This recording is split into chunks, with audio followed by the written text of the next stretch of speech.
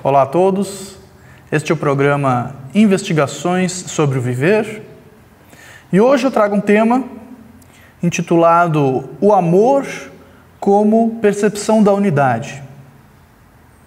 Inicialmente, esse tema ele parece ser um pouco piegas, romantizado, mas de fato eu vou tentar trazer uma análise técnica embasada na filosofia esotérica, na literatura espiritual oriental, no ocultismo, sobre qual seria a verdadeira natureza daquilo que a gente chama de amor, fazendo uma relação com o conceito de unidade.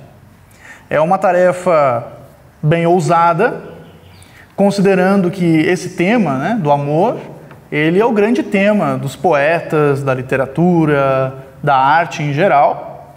E desde que a humanidade está por aí, muitos falam sobre isso, escrevem sobre isso, cantam sobre isso e assim por diante. Então, claro que eu não vou aqui bater o martelo final sobre esse tema, o que seria impossível, mas vou trazer algumas reflexões que podem ser úteis tanto para nós entendermos a verdadeira natureza daquilo que chamamos de amor, quanto do conceito de unidade. Inicialmente, vamos começar tentando definir esses dois conceitos. Então, quando eu falo em amor, a que tipo de amor eu estou me referindo? Já que essa palavra ela é utilizada em inúmeros contextos de diferentes maneiras. Uma definição que eu considero útil para a gente chegar em algum conceito, uma tentativa de compreensão sobre o que seria o amor, já que é uma palavra muito abrangente, muito complexa, muito profunda, é utilizar a técnica da negação. Então, ao invés de dizer o que é o amor, tentar expressar inicialmente o que ele não é, para se aproximar do entendimento do que ele seria realmente. Muitos autores utilizam isso, inclusive o indiano Jiddu Krishnamurti, em seus textos e palestras. Então, nós poderíamos dizer que o tipo de amor que eu estou me referindo aqui não é apego, não é sensualismo,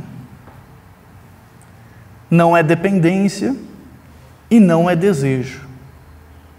Então vejam que eu não estou falando necessariamente daquele amor de apego a uma relação, de necessidade de ter alguém ao nosso lado, que muitas vezes está relacionado à carência, à dependência e várias lacunas que nós temos na nossa personalidade e na nossa psique de maneira geral.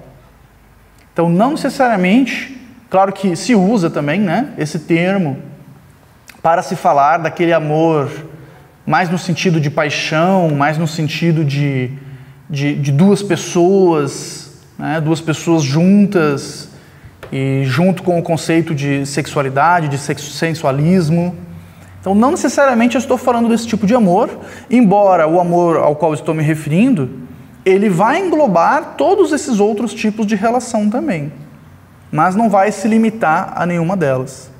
Então, estou tentando me referir aqui a algo muito mais abrangente, que vai além da dependência, além do desejo. O amor ao qual estou me referindo é aquilo que nós chamamos de amor dos santos. O que seria isso, É aquele amor que nós ouvimos falar dos mártires, daquelas pessoas que temos inúmeros exemplos na história da humanidade, em todos os tempos históricos, em todas as culturas. Há aquelas pessoas que manifestam um sentimento que nós podemos também chamar de compaixão, também é utilizado esse termo, por toda a humanidade, pelo coletivo, por toda a sociedade, por todos igualmente. Então é aquele amor que nós ouvimos falar na religião. É aquele amor que muitos filósofos também falam a respeito e que em muitas literaturas espirituais, religiosas, nós também ouvimos falar, às vezes com outros termos, né, como bodhicitta no budismo, por exemplo, que voltaremos a abordar em seguida, né? Então, eu estou me referindo àquela manifestação máxima da compaixão, aquele impulso que faz muitas pessoas esquecerem de si mesmas e viverem para o coletivo. Esquecendo, às vezes, de cuidar da sua própria segurança, né? Como eu disse, o amor dos mártires, aquelas pessoas que se colocam em nome de um propósito maior, elas colocam sua própria vida em risco e muitas vezes acabam sofrendo, né, as consequências na sociedade em que estavam inseridos. Um tipo de relação humana que eu penso que possa ser uma evidência do desenvolvimento desse tipo de amor, porque eu acredito que todos nós, em alguma medida, vivendo nesse mundo, estamos cultivando, mesmo às vezes de maneira inconsciente, esse tipo de sentimento, se é que podemos chamar de sentimento. Então todos nós estamos desenvolvendo isso e iremos manifestar isso em algum nível, em algum momento. E de fato nós manifestamos. Eu penso que um tipo de relação humana que possa nos servir de exemplo do que eu estou falando, e depois, claro, a gente coloca numa proporção maior, é a relação de amizade, por exemplo. Vejam que coisa curiosa a amizade. Ela é um tipo de relação, um tipo de sentimento, que ele é atemporal, porque nós podemos cultivar uma amizade, manter uma amizade desde a tenra infância até o fim de nossas vidas. Ela independe muitas vezes da presença física da pessoa, que muitas pessoas cultivam uma amizade de uma vida inteira e se encontram efetivamente muito pouco, às vezes ficando anos sem um encontro presencial, às vezes mesmo mais de um ano sem trocar mensagens, e quando se reencontram, os laços continuam da mesma maneira, tão fortes quanto eram no momento que surgiram, ou talvez até mais. Então percebam que todos nós temos essa capacidade de amar sem envolver sensualismo, sem envolver dependência. Essa é uma outra característica da amizade, né? Geralmente, diferente de uma relação de pessoas namoradas, né, casadas, onde você tem uma relação de interdependência, de troca, de exigências, na amizade, geralmente nós não temos isso. Então, cada um vive na sua casa, segue sua vida e o laço continua firme durante anos, décadas, uma vida toda e, para quem acredita, talvez mais de uma vida. É um tipo de amor como doação, parceria, companheirismo, colaboração. Todos esses elementos, no meu entendimento, estão relacionados à nossa verdadeira natureza. Bom, então eu trouxe aqui um resumo para a gente entender um pouquinho de que tipo de amor que eu estou tentando falar aqui. E agora, vamos falar um pouquinho sobre o conceito de unidade, assim como nós encontramos na literatura esotérica, na filosofia esotérica, na literatura teosófica, no ocultismo, em muitas religiões, assim por diante.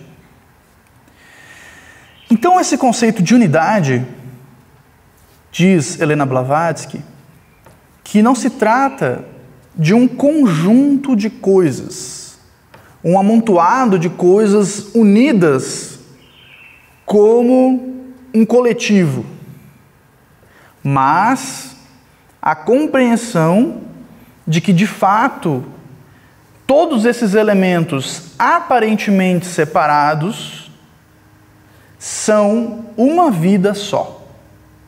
Uma vida que pulsa através de diferentes manifestações. Nós podemos realizar inúmeras analogias para tentar assimilar esse conceito. Por exemplo, nosso próprio corpo. Eu me identifico como uma pessoa, uma personalidade, e assim os outros me identificam também. Mas o meu corpo, ele é, se eu tentar fragmentar ele, dissecar ele, por inúmeras outras formas de vidas, microscópicas, bactérias, e assim por diante. Então vejam que o conceito de unidade não é tão difícil assim de compreender. A gente só precisa elevar essa compreensão para um nível macro. No nível micro a gente entende. O meu corpo, ele é composto por inúmeras formas de vida, independentes entre si. Mas todos nós entendemos cada pessoa como uma unidade, um conjunto. Observar isso também na natureza. Qual é a nossa ligação, por exemplo, com o sistema planetário que estamos inseridos? O sistema solar? Não seria o Sol, astronomicamente falando, o grande doador de vida do planeta Terra? É muito fácil se nós refletirmos, começarmos a entender essa questão da vida única. Se o Sol hoje tiver um colapso e parar de brilhar, o que acontece? Certa vez um aluno meu respondeu: fica à noite, professor. Fica uma noite bem longa e bem gelada, né? E, inclusive, perderemos a nossa órbita, ou seja, a vida no planeta Terra deixará de existir. Percebam como a nossa vida está conectada com uma estrela a milhares de quilômetros de distância. Mas a nossa vida está conectada a ela. A nossa vida é interdependente, é dependente dela. Se não fosse essa doação que a nossa estrela-mãe, digamos assim, faz para a nossa esfera planetária, nós não estaríamos aqui e a vida não seria possível. Então, levando isso para um nível macro, o que a literatura ocultista nos diz, aquela máxima muito conhecida, né? Todos somos um é o todo. Ou seja, de fato, não existem inúmeras vidas independentes manifestadas por aí, mas uma vida que pulsa e conecta todas elas. São, como eu digo, né? Costumo dizer, pontos de vista diferentes de um mesmo observador. É a mesma vida, só que manifestada de diversas maneiras. Por exemplo, a nossa existência nesse planeta, ela é totalmente dependente da nossa atmosfera, de tudo que esse planeta tem a nos oferecer, né? Alimentos, oxigênio, água e assim por diante. Um ser humano tirado de seu habitat, jogado no espaço, não sobreviveria de maneira alguma, a não ser, claro, com equipamentos, criando um ambiente artificial.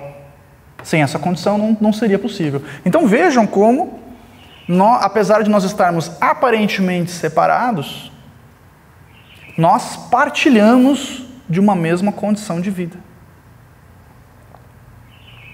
Então é esse tipo de conceito de unidade que eu estou tentando me referir aqui, ao qual eu estou tentando me referir aqui. Bom, então agora vamos tentar pensar desenhar um paralelo entre esses dois conceitos. Como que esse amor, esse sentimento de compaixão em sentido de doação para com tudo e com todos está relacionado com um conceito de unidade. De fato, eu acredito, e vou tentar demonstrar aqui, que um só existe graças ao outro, né? Eles são conceitos entrelaçados. Um é como se fosse, no meu entendimento, o efeito colateral do outro. Utilizando um pouco de licença poética, como nós poderíamos definir esse amor? Ou o amor, né? Eu trouxe uma definição aqui. O amor, ele é um tipo de magnetismo, porque ele conecta dois ou mais seres, muitas vezes irresistível, capaz de unir dois ou mais seres, com elos que podem perdurar por toda uma vida. Ou, para quem considera essa possibilidade, ainda além disso, além de uma vida, por muitas vidas, por toda uma existência. Então ele é um magnetismo no sentido de nos aproximar, ou mesmo, como eu disse, né, no exemplo da amizade, mesmo às vezes à distância, manter elos afetivos, de trocas salutares, sadias, e que estão além do tempo, elos atemporais, que podem se tornar, se cultivados da maneira correta, atemporais. Vejam que coisa poderosa é essa que nós chamamos de amor, né? E nós não entendemos muito bem, nenhum de nós entende muito bem, e a gente aqui hoje vai fazer algumas reflexões juntos sobre isso. Outra definição é que esse tipo de sentimento, se é que podemos chamar assim, ele está além do intelecto. Nós utilizamos, né, a questão da lógica, da racionalidade, para tentar entender o mundo que vivemos. Mas existem algumas questões que elas estão além do intelecto. Para vivenciarmos essas realidades, ou essas facetas da realidade, nós devemos transcender o intelecto, porque se nós ficarmos somente racionalizando, muitas vezes não é o suficiente. Então, nós podemos realizar especulações filosóficas sobre o conceito de amor e também sobre o conceito de unidade. Então, como eu estou fazendo aqui agora, eu posso falar que somos uma só vida. Mas será que, tendo esse entendimento teórico, ou ao menos construindo um sistema de lógica para criar um entendimento teórico desse conceito, será que só isso me habilita a viver de acordo com essa realidade? Será que quando outra pessoa tomar alguma atitude contrária ao meu ponto de vista, quando no trânsito acontecer alguma situação desagradável, será que eu vou agir de acordo com essa realidade de que o outro não é outro, mas uma faceta do meu ser supremo, do qual todos fazemos parte, ou o não ser, como diria Blavatsky, né? Será que a compreensão intelectual disso me habilita? Ou será que eu tenho que desenvolver algo um pouco além para poder viver de acordo? Então são questionamentos, né, que eu coloco aqui para a gente refletir juntos. Então nós podemos pensar sobre esses assuntos, escrever, falar sobre esses assuntos, mas vivenciar eles é um outro passo, é um segundo passo, né?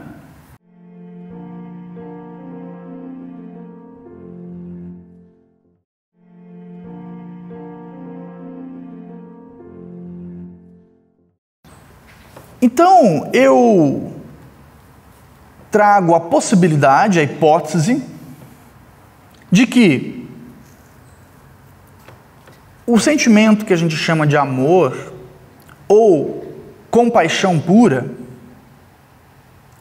seria um tipo de percepção real ou experiência, sentimento, as palavras nos limitam, né? É difícil encontrar uma definição. Mas um tipo de percepção quanto a essa realidade da unidade. Porque se somos de fato um só ser, eu acredito que no momento em que nós começamos a sentir isso, perceber isso, compreender em um nível mais profundo, real, além do intelecto, este fato, este acontecimento, esta experiência, irá provocar uma profunda modificação interna no ser humano.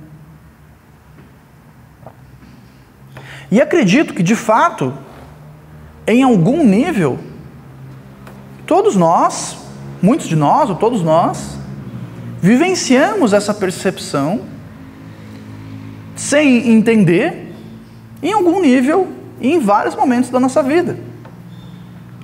E muitas vezes nós conseguimos cultivar isso. E por falta, às vezes, de entendimento, em muitos momentos é até difícil de administrar isso na nossa vida. Por exemplo, muitas pessoas desenvolvem um sentimento de empatia por todas as outras pessoas muito forte.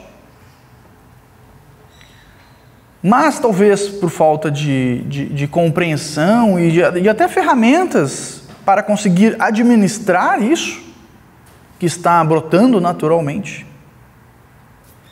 Muitas vezes isso acaba atrapalhando a pessoa, né? A pessoa acaba ficando paralisada em muitos momentos por testemunhar o sofrimento da vida humana e atestar toda a nossa, né, limitação, nossa parcial impossibilidade de ajudar todas as pessoas, de resolver o problema de todas as pessoas, de salvar a humanidade, digamos assim. E a pessoa acaba não conseguindo administrar isso. Ela acaba ficando paralisada, ela acaba sofrendo, aquilo ali acaba se tornando algo negativo na vida dela. Outras pessoas desenvolvem esse sentimento, essa conexão com os animais, por exemplo. Existem hoje no mundo, hoje e sempre, né? Sempre houveram, hoje é mais evidente, nos dias de hoje, muitas pessoas extremamente engajadas na causa animal. E isso é algo muito bom para o nosso mundo como um todo, né? São nossos companheiros aí, dividimos o planeta com eles.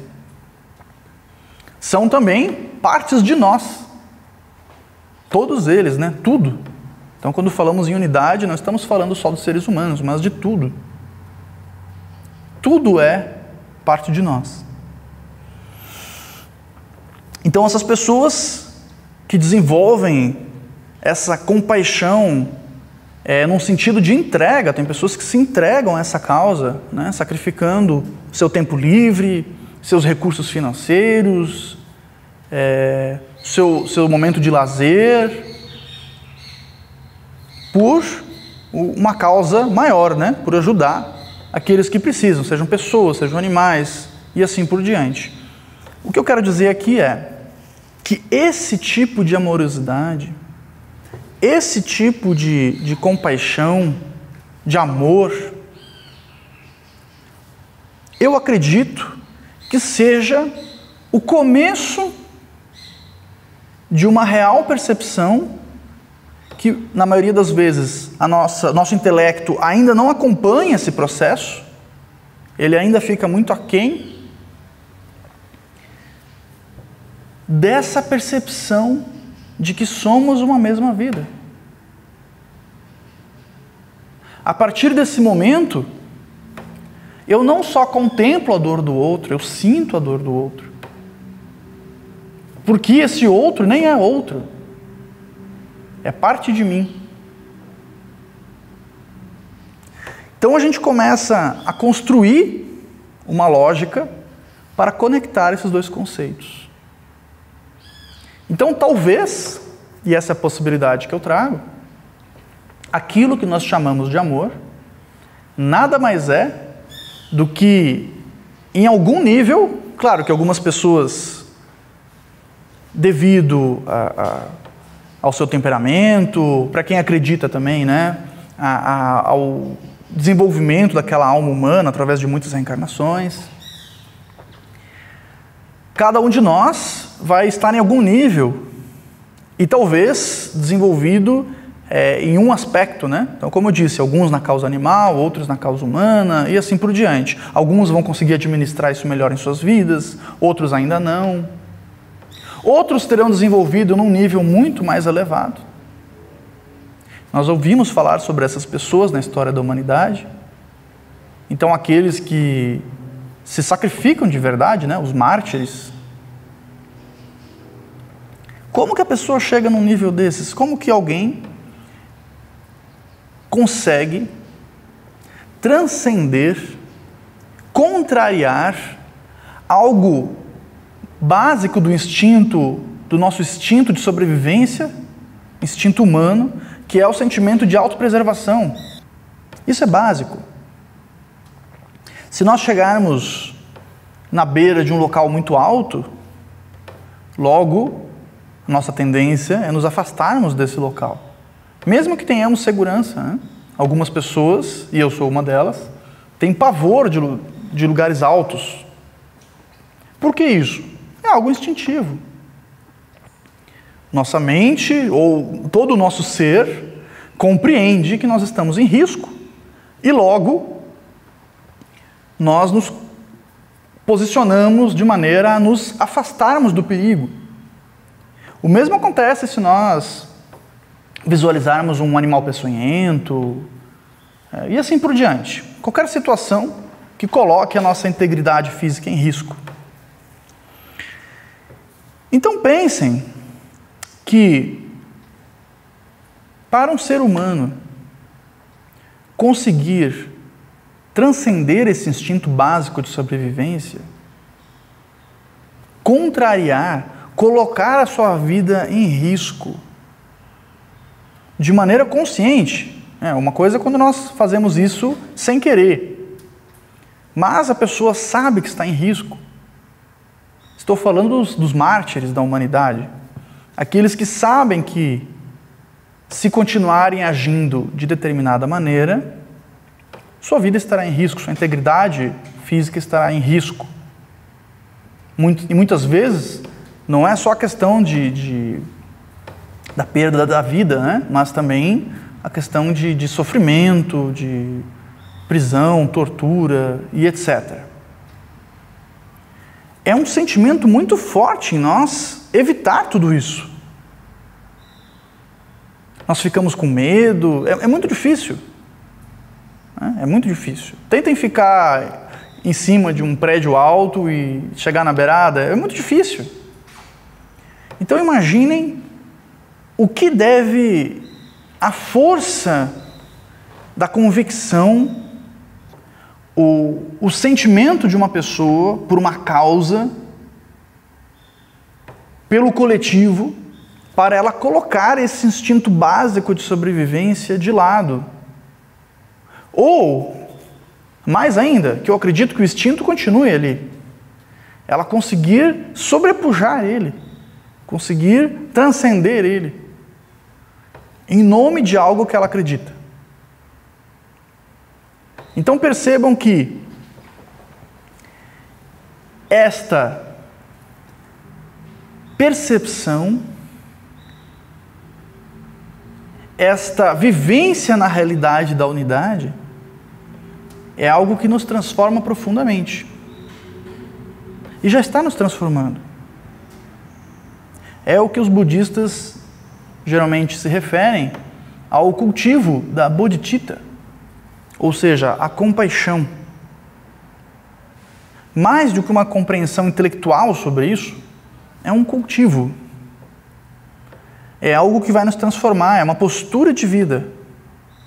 É um entendimento mais profundo de uma verdade transcendental.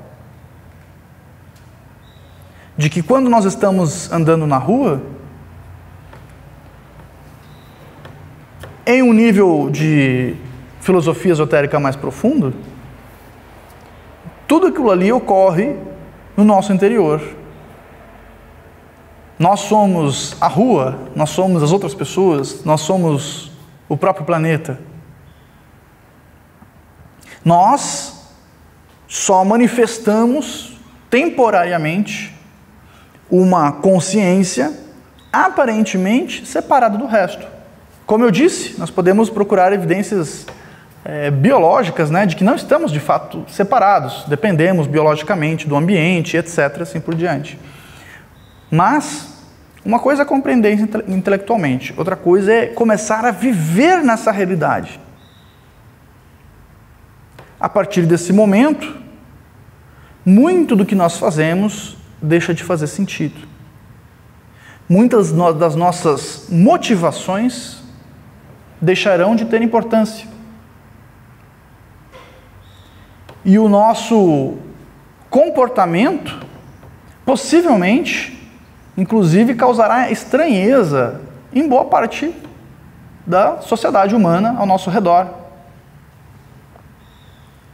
É o que Blavatsky costumava dizer quando ela dizia que o verdadeiro buscador espiritual, em algum nível, em algum momento, ele começa a viver fora do mundo.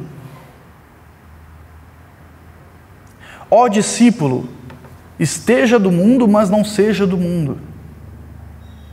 E ela detalha, ela está falando do mundo da sociedade em que nós vivemos. Ou seja, das preocupações que a maioria da sociedade tem, né, de muitos comprometimentos, muitos compromissos que às vezes nós assumimos e que em algum momento a gente começa a perceber isso de fato não é importante. Então nós começamos a buscar o que é de fato essencial, o que realmente tem importância. O coronel Henry Olcott, que foi o primeiro presidente internacional da Sociedade Teosófica, cofundador junto com Blavatsky, ele costumava dizer que se algo não continuar tendo importância daqui a 10 anos, significa que não é verdadeiramente importante. Então ele trazia esse exercício filosófico de temporalidade, né? Então, muitas vezes nós estamos extremamente preocupados com algo, mas e se nós fizermos um teste, se nós realizarmos uma projeção mental daquela situação, imaginando nossa vida daqui a 5, daqui a 10 anos, será que aquilo continua tendo importância? Se não continua, é porque não era verdadeiramente importante. Claro que muitas questões da nossa vida são práticas, são do momento agora, mas muitas vezes nós acabamos dando maior importância a algumas delas do que elas realmente mereceriam caso a gente fizesse, né, alguns exercícios filosóficos. Eu acredito que essa percepção da realidade da unidade nos leve de volta a um estado natural no qual, se a gente observar, né, os animais, por exemplo, eles estão num estado natural de amorosidade no qual nós temos dificuldade de nos mantermos, né? A diferença é que eles estão fazendo isso de maneira instintiva e nós estamos tentando fazer de maneira consciente, guiados não por instinto, mas pela vontade. Então essa é a diferença. Mas nós podemos observar neles. Muitas pessoas se surpreendem, né, quando tem convivência com um animal de estimação, com a capacidade de amorosidade, sem fazer esforço, que eles têm. Isso é porque eles estão num estado natural que nós, pelo desenvolvimento, é algo, segundo a gente estuda, né, é algo que faz parte do desenvolvimento humano, pelo desenvolvimento do discernimento, do nosso raciocínio, a gente acaba se afastando desse estado natural. Como diz a letra daquela música do Enigma, o retorno da inocência, não tenha medo de ser fraco e não tenha orgulho de ser forte. Apenas retorne a si mesmo, o retorno da inocência, né? Então, o retorno a esse estado natural, o estado da compaixão, o estado da colaboração. Parece algo utópico quando a gente fala, mas se nós analisarmos a sociedade humana desde os seus primórdios, a gente percebe que, segundo, inclusive, dizem vários pensadores, né, nós não estaríamos aqui se não fosse pela colaboração. O ser humano não sobrevive sozinho.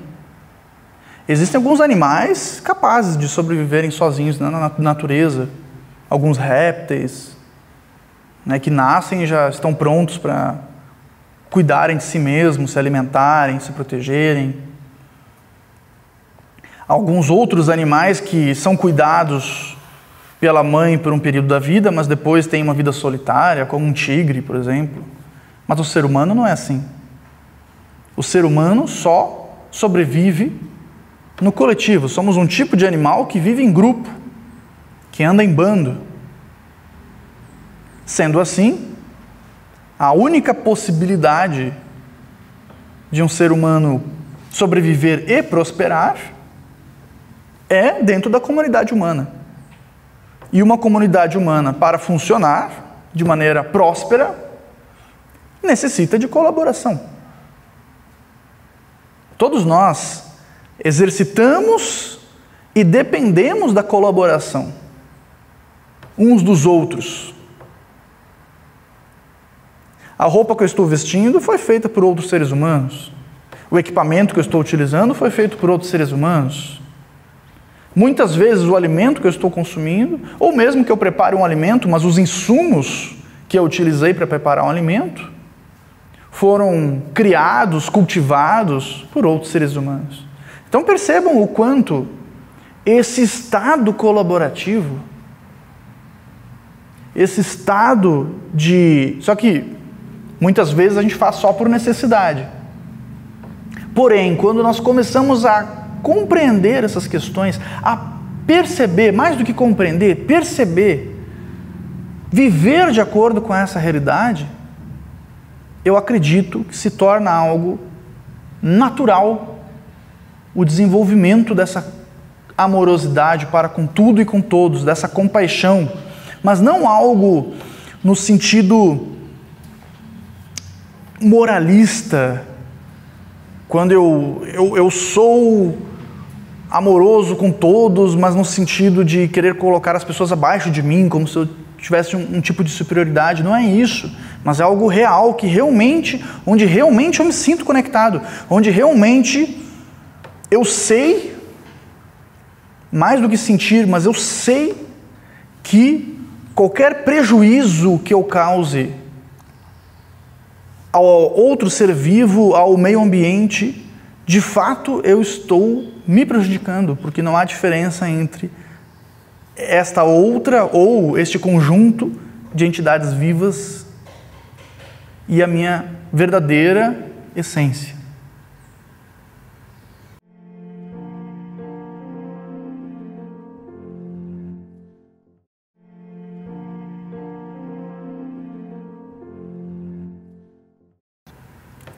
Blavatsky também dizia que a grande heresia era a heresia da separatividade, né? A grande mentira, a gente acredita que somos separados, mas não somos.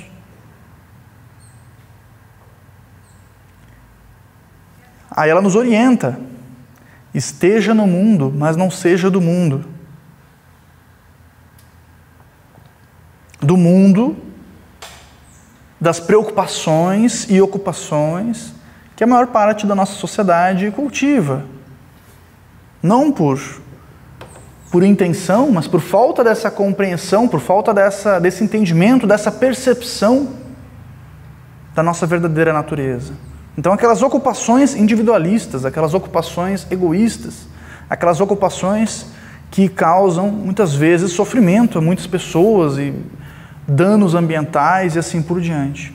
Então, nós, segundo as orientações, né, de Blavatsky, devemos estar no mundo, agir no mundo, mas sem ser desse mundo de preocupações talvez fúteis e prejudiciais.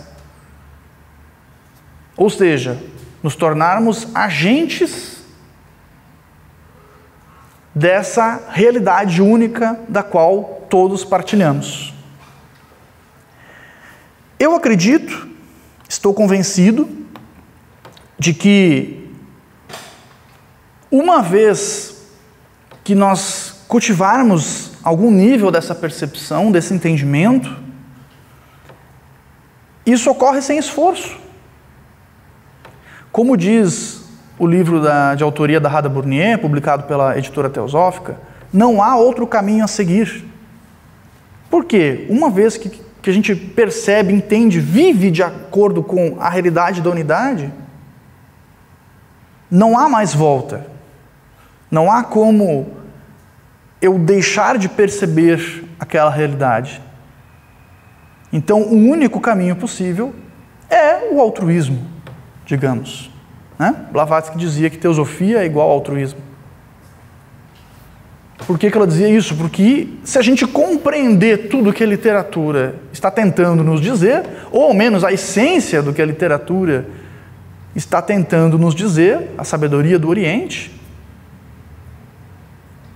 é que nós somos de fato um só ser, uma só vida. No momento que percebemos isso, não há outra maneira de agir, não há como voltar a agir de maneira egoísta, individual, separada, com esse nível de percepção. A nossa cultura, eu acredito que há muitas pessoas que já cultivaram em algum nível, nesta ou em outras vidas, essa amorosidade latente, adormecida em nós. Todos nós temos essa capacidade de desenvolver essa compaixão real. Porém, muitas vezes nós nos sentimos inibidos com o seu desenvolvimento. Por exemplo, quando eu era criança, me ensinaram que homem não chora. Percebam que nós, muitos de nós, felizmente não todos nós, mas muitos de nós, dentro do contexto social, da cultura em que estamos inseridos, somos convencidos, somos até intimados a suprimir essa amorosidade que estaria talvez brotando em nós naturalmente. Nós aprendemos isso, nós somos ensinados, adestrados a suprimir sentimentos, muitos de nós.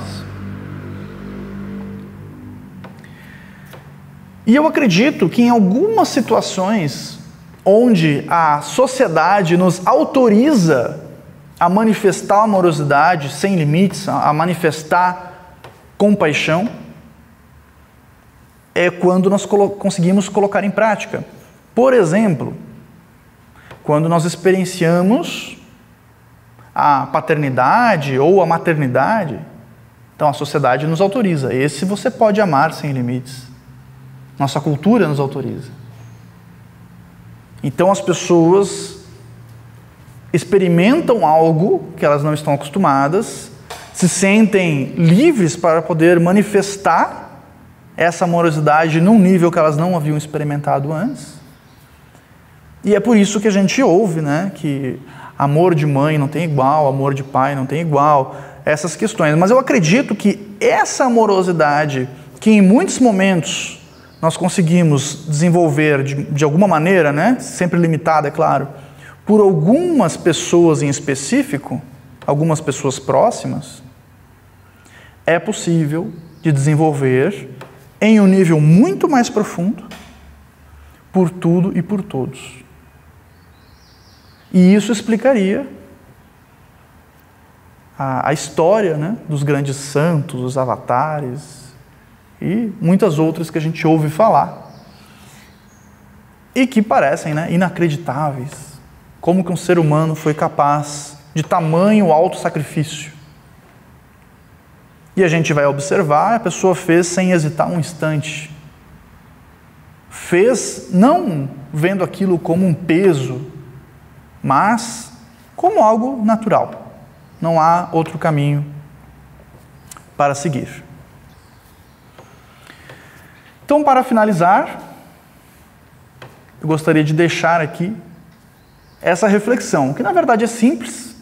Eu utilizei muitos argumentos para abordar algo que é bem simples no sentido de um conceito, não necessitaria de tantas palavras para falar a respeito, mas é algo que a gente tem tanta dificuldade em vivenciar de fato, em transcender uma compreensão intelectual, que é bom que a gente utilize muitos exemplos e analogias para, de fato, convencer a nossa mente a superar o que nós fomos treinados culturalmente a acreditar, nessa supressão dessa amorosidade, e possamos transcender esses padrões de comportamento. Então, a essência do que eu tentei trazer aqui hoje é: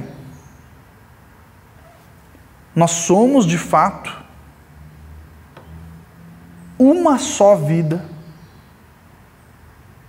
que pulsa, partilhada, aparentemente fragmentada, e no momento que nós começamos em algum nível a entender de fato isso, perceber, vivenciar essa realidade, aquilo que a gente chama de amor, compaixão, é um efeito colateral. É algo que vai se manifestar naturalmente, vai nos transbordar e estará imanente na nossa vida. As pessoas ao redor, inclusive, percebem isso. É algo muito poderoso e, ao mesmo tempo, algo natural da experiência humana. Obrigado a todos pela atenção.